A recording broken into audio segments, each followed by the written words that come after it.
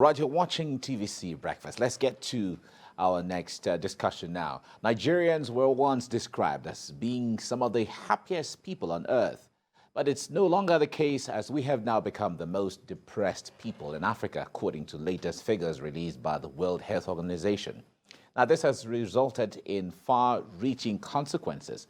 The suicide rate in the country and indeed across the world is on the increase. Experts in the field of mental health say there's a link between depression and climbing suicide rates.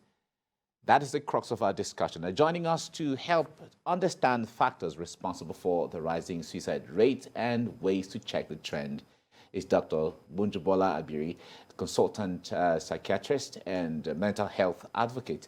It's nice to have you join us in the studio. Thank you very much. Welcome. Good morning. Thank you for having me. And we also have joining us on Zoom Dr. Maimuna Kadiri, a psychiatrist and mental health advocate as well. Dr. Kadiri, it's nice to have you join us. Thank you. Good morning. Good morning. It's great to be here. Great. Now, let me start from the studio here. Now, we have seen in the last few weeks, we've heard of reports of persons, jumping into the lagoon, and then the reports we hear afterwards that either some of them were depressed or some had arguments, and things like that. But tell us, what from the mental or psychiatrist perspective, that's scientific part of it, what can make anyone wake up and say, you know what, I can't take it anymore, I want to commit suicide? What's that thing?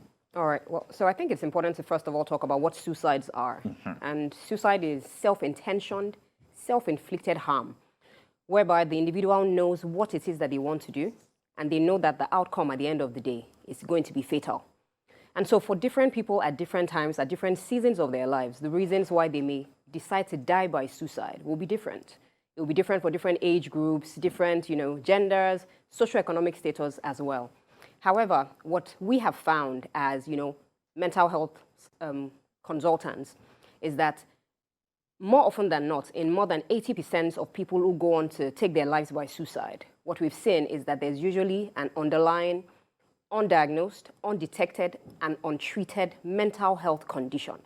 And so in about 80% of those cases, you'd find that these individuals may have, an underlying mood disorder such as depression, a psychotic disorder such as schizophrenia, substance abuse problems such as alcohol use disorders, or even physical conditions that they are, finding difficult to manage because all of those conditions already have complications. It's also very important to state that there are times when individuals die by suicide under intense pressure, when they feel a loss of control or a high degree of hopelessness. And so in those situations, people can decide when they are impulsive, they just take that impulsive decision without thinking about what's the next best thing that can happen to me, that perhaps it is better to end it all by suicide. Yeah, let me ask the person, Kadiri. Yeah, Dr. Kadiri. Dr. Kadiri. Yes, please. There was a story a few days ago about a lady who jumped into the lagoon. I mean, this issue of lagoon, if it were in the 18th century or 19th century, people would have said that there was some mermaid in the water calling people to come and die, and so on. Maybe there will be people doing some people will be specializing as babalawos to prevent the voice of the mermaid coming to them. But what kind of mermaid was in the mind of that girl? After a lover's part, what went into your mind as a psychiatrist when you heard the story about the girl who was doing well in her work, who had, an engagement with her lover? I saw the video; it was so touching and so on. But then to contrast it with what happened, it's very heart-wrenching. As a psychiatrist, what went into your mind when you first heard that story? Thank you very much. I think that is one of the myths when it comes to suicide. People believe that when you have it all together, you are not at risk of taking your life. And I, as an addendum to what my colleague in the studio is saying, we are very deliberate in choosing our words when it comes to suicide. We don't use the word commit suicide, because the moment you say commit, it means as if it's criminal. It's a criminal offense. And in Nigeria, we still know that it's a misdemeanor if you try to take your life. Is 1 year imprisonment. So we rather use the word die by suicide. For that young girl, we all saw the video, being celebrated in her office, engagement on the way, and all of a sudden, from what the taxi or cabman said was that she was having an argument on the phone, or rather there was something going on the other side. But what he could observe was the fact that the girl was, in disagreement with somebody, and all of a sudden she aligned from the cab and then plunged into the lagoon. So a myth that people need to understand that some people that even have it all together, rich, famous, of course, we know the story of Anthony Bourdain, Robbie Williams, Spate, and some of the popular DJs. One popular DJ we've had here in Nigeria that also took his life. The truth is that when people all look put together, it doesn't mean that their life internally or behind the scene is put together. Untreated, undetected depression is highly linked to people that take their life.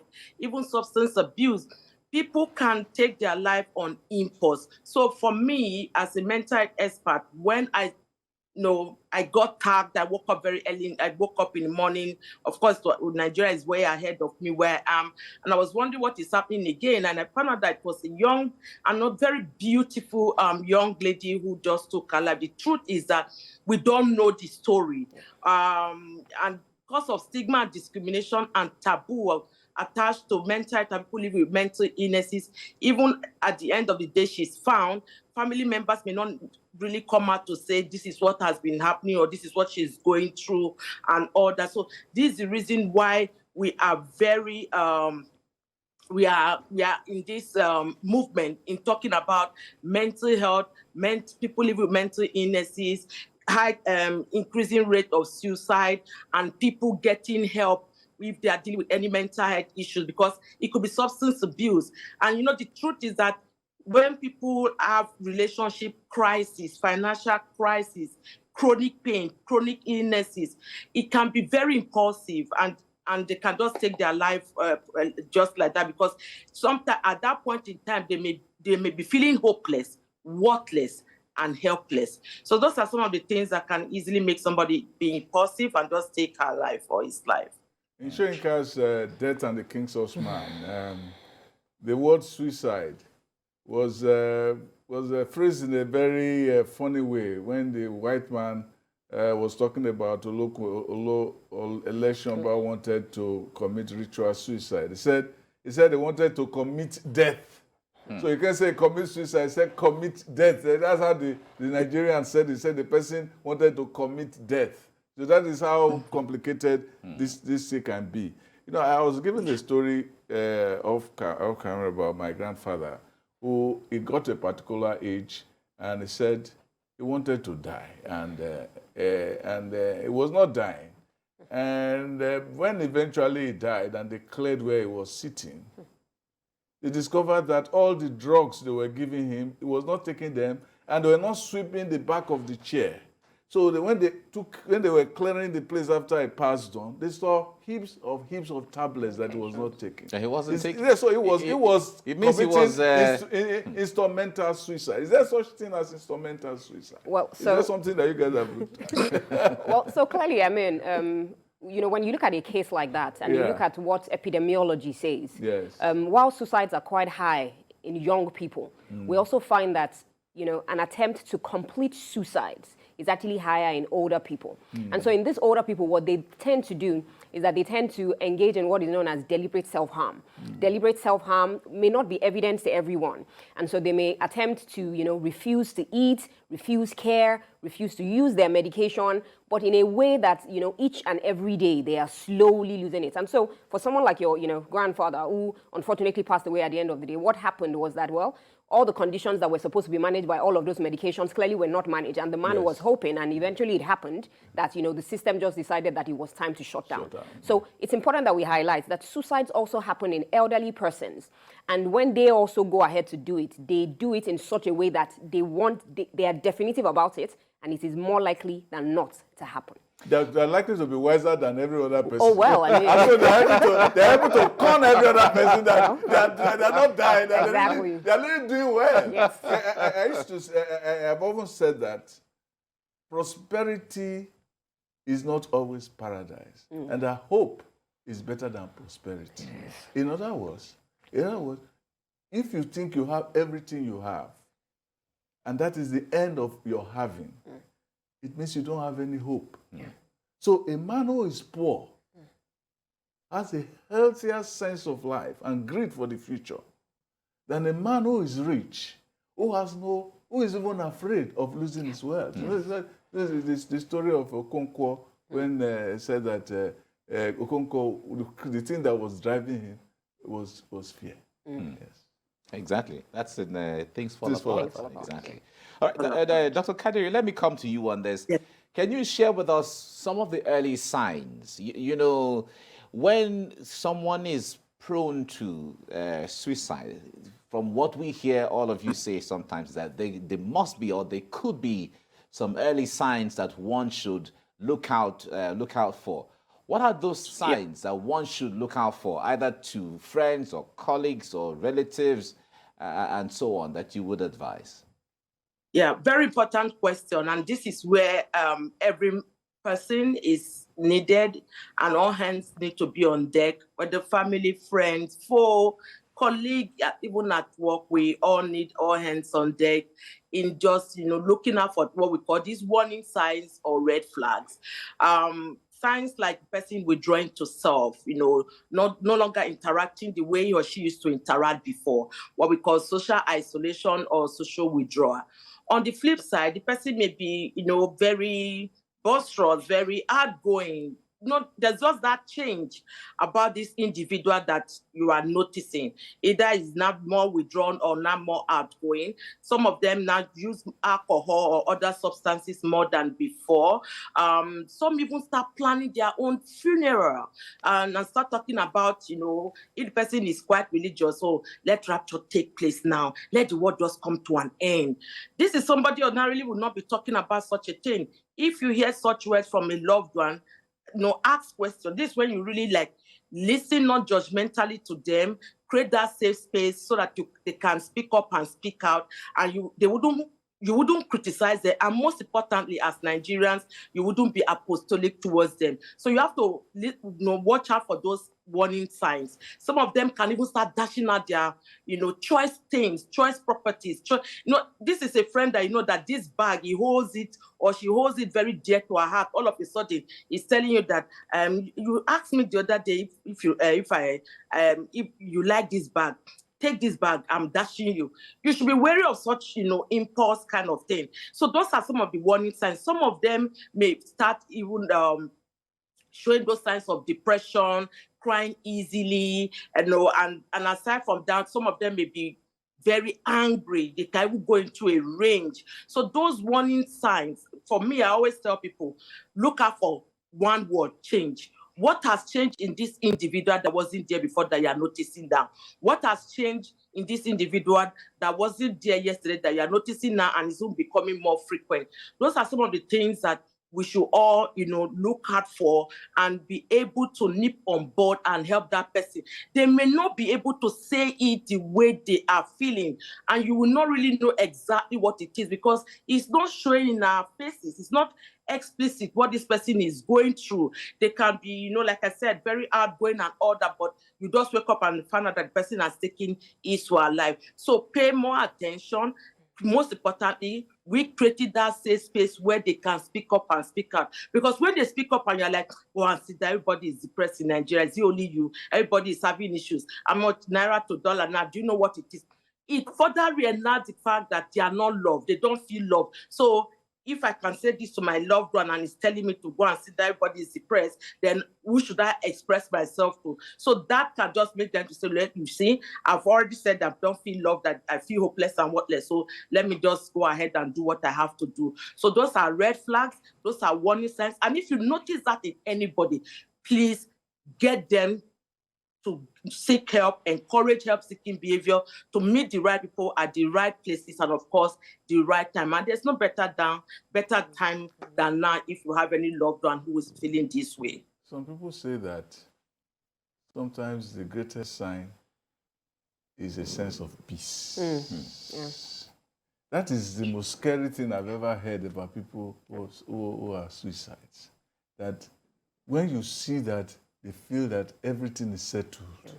Now they have made a pact with death already, so they are no longer worried. So how do you get to that point of telling the person that you're a little too peaceful for me? I need to treat this your peacefulness. Your peacefulness. So, it's interesting that, again, as Dr. Kadri just mentioned, that we should, have a high index of suspicion and also, notice the smallest changes. But of course, sometimes, like you said, the sign is there is no sign. Everything appears well, everything appears okay. This person is, very calculated. They're very decisive about what it is that they want to do. And at the end of the day, of course, they've, put in place measures to ensure that they will never be found. And so some people, have gone on to take their own lives, travel distances, miles away from family, left notes that, they took with them, maybe, stayed in a cottage or somewhere, and then decided to take their own lives. And so sometimes, and it's scary, but it's also very important that we also stated here that even for professionals, psychiatrists, research has shown world over that sometimes patients who actually come to see a psychiatrist even a week before could actually still take their lives. The doctor will ask all the questions, you do everything that you need to do, you tick all the boxes, but until that person verbalizes, opens up to you and says that this is what I'm going through, the honest truth is that you may never know. Sometimes, you find people who are struggling with, chronic physical health conditions, in pain, conditions that have, no cure, and we're just managing. For instance, I had someone say to me last week that she had a relative who they wanted to amputate a limb, and he said, instead of amputating my limb, instead of letting me go back to my maker the way I came, I would rather end my life. This is you thinking, if we give you a new limb, you have a better quality of life. Exactly. You could stay here for another 5 years. But for that individual, they see their lives as over. And so, again, paying attention to the signs, the very overt signs, and sometimes the covert signs, because the honest truth is that there may be no sign at all. Yeah, and it happens to soldiers. What you have said happens to soldiers. Sometimes they kill themselves when they discover, this my leg is out. The lady that I've been saying that I went to impress, that I went to army. So I'll come now without one leg. I rather die than, take the poison or take the bomb and kill myself and so on. I had a story, the first suicide I've ever encountered was a young man when I was very small in Ibadan. This man was a member of the church and was always showing enthusiasm. He was a bachelor, and he came to our house one time and came with this the first time I knew of this music album, the Everly Brothers. Okay. And he kept playing it. He visited us on a Saturday, and it was there. Then it was later that my dad told me, said, this man has a problem, he's very lonely, and so on. That's why he came. That's why he took time off, and he made sure that we paid attention to him and played with him all the while. Then, not long after that, we heard that he jumped into a pond, and he was rescued. So they were planning in the church one Wednesday. The women in the church said, maybe one of them said, maybe I should take my daughter to go and even stay with him, because we don't know what's going on with this man. Not knowing that very evening, when they were talking about him, the man had taken pills and killed himself. Right. So they come in different ways, and I wonder, maybe Kadri, you can talk to it, how you guys cope with the various surprises. I'm sure this idea of suicide is an enterprise in surprises. You never know who and you never know where and how it's going to come. Yeah, these things happen. One very key risk factor to completed case of suicide is a previous history of attempted suicide. And for every one completed case of suicide, which is more in men, there are 20 attempted cases of suicide in women. So women, attempt suicide more, but men tend to complete suicide. And this is where we all have to drive home the message regarding our nurturing our children, whereby we are telling our boys, be a man up, you are not man enough, those kind of words, and men don't cry. So when they get into those kind of crisis situation, they find themselves, look, it's weakness of character for me to go seek for help. Let me just end it all. Unlike a woman that will go on Facebook and say, I want to kill myself, all of us will be running up and down, run to her house, break the door, look for her, and all those kind of things. So we've seen various ways whereby people do take their lives. Family members waking up to somebody taking his or her life. The person, taking a very risky way of hanging himself. Most times men do hang themselves than women, or plunge into the lagoon and all that. We've even seen cases whereby they drop the notes and then they poison themselves and poison the whole family. I've had a case where a 13-year-old poisoned the whole pot of soup in the family, but luckily the cook was able to detect that. And when they brought her to our facility, she was not remorseful. She was saying that why did they prevent it? The thing was that she wanted everybody to eat the food. She should also eat, and everybody would die. And she told me, case closed. So we've seen cases where some people don't just want to go alone. They also want to take other people along with them. So as a psychiatrist, many reasons and many ways we've seen people, take their life, and family members are affected. Because truly, for every one completed case of suicide, over 130 members of family, friends, colleagues are affected. So it leaves a lot of bitter taste in the mouth of those that are alive, and of course leave a lot of guilt feeling. If I had known, I should have called, I should have gone ahead, I should have reached out to this person, and all this if and all. So these are some of the things we are talking about with regards to the movement in advocating for mental health, people living with mental illnesses, including their families, so that we can do much more than just the talk. We need to walk the talk. All right. I really wish we had time to talk about this, because we also would have liked to know the role of religion in all of this, especially when we have churches on every street in Lagos and parts of Nigeria now, have churches springing up every day, giving people hope, prosperity, and all of that. Yet we have the cases of suicide writing. And maybe they are even helping with the suicides too. All right, maybe, with the announcement of miracles. You have your miracles, where's my own miracle? Maybe we'll have time to talk about all of those other, areas that we couldn't talk about today. Yeah. Thank you so much, Dr. Maimuna Kadiri, for coming on the program and letting us know what we have to look out for and all of that. Thank you so much. And Dr. Bonjubola Abiri, thank you so much for coming on the program. Thank you very much for having me. I appreciate both of you. Thank you. Yeah.